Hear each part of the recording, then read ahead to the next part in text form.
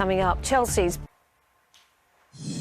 billionaire owner Roman Abramovich is sanctioned. ITV Lunchtime News with Lucrezia Millarini.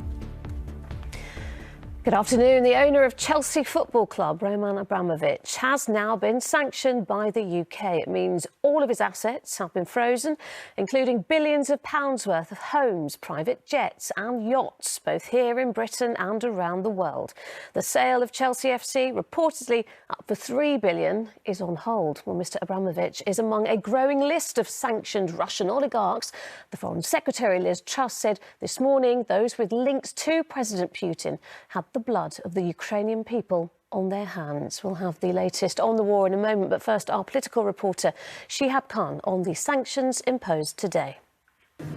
I'm joined by our sports editor Steve Scott. Steve, let's just dig into these sanctions a little bit deeper. Specifically, what impact will they have on Chelsea Football Club? Lucrezia, although the government has said it will be slightly flexible, used to a whole new way of operating. The biggest unknown, of course, like it is on hold, although my understanding... Steve, thank you.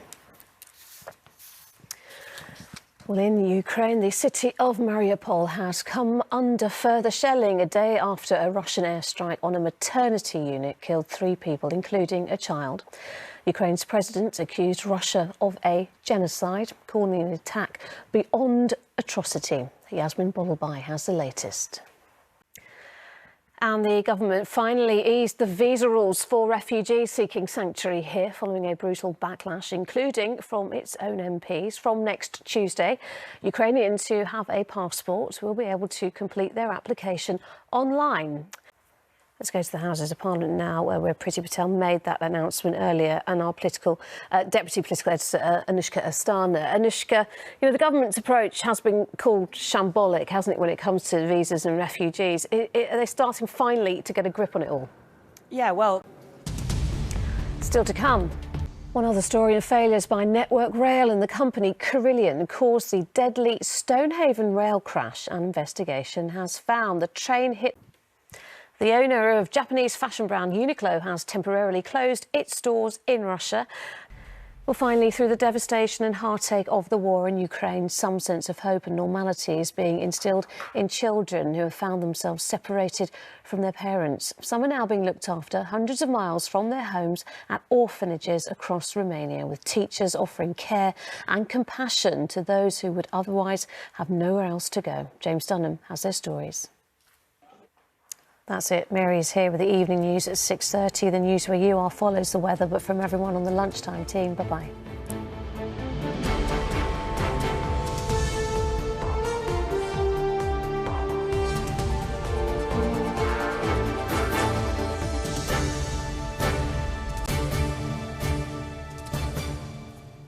Hello again. Main stories in London now, and as you've been hearing, Chelsea owner Roman Abramovich has been sanctioned by the UK government in response to Russia's invasion of Ukraine. Well, 3 London filmmakers have been to the Polish border with Ukraine to deliver a horse box full of aid. In other news, it's going to get more expensive to take a famous black cab in London from April. The Royal Academy of Dance has opened its new headquarters in Battersea. Piccadilly Circus has been taken over by dozens of famous faces in a campaign to raise awareness about mental health. Time for the weather now. Here's Sally.